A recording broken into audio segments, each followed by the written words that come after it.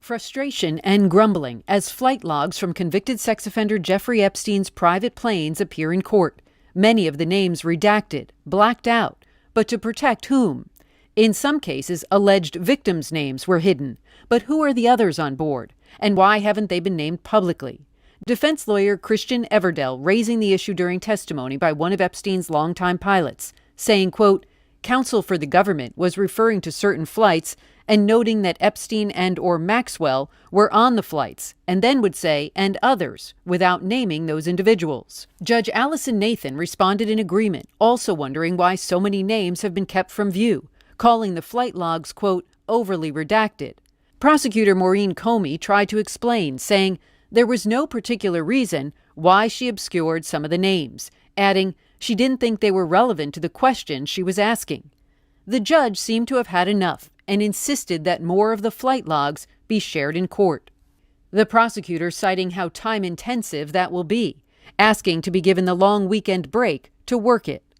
But that didn't stop some in the court's overflow room from reportedly suggesting the case had been rigged to keep some people out of the spotlight. And this isn't the first time prosecutors in the government's case appeared to be operating under cloak and dagger. When an alleged victim named Carolyn testified this week, she told the court she had been to Epstein's Palm Beach home more than 100 times, usually 2 to 3 times a week. But the question is, who else was there? Carolyn said Maxwell and Epstein were often there, but also testified that Epstein brought 2 male friends on different occasions into the massage room. She never said who they were, nor was she asked by the prosecution to elaborate. She also shared how at other times older women joined in, and how a different woman came another time. And there was more apparent secrecy last week, this time in the form of a video. In court, prosecutors showed a 40-minute video taken back in 2005 during a search of Epstein's mansion.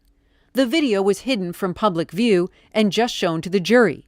Ghislaine Maxwell's defense attorney argued it sent the impression his home was, quote, a domicile of debauchery, arguing 39 minutes of the video should have been in the public domain.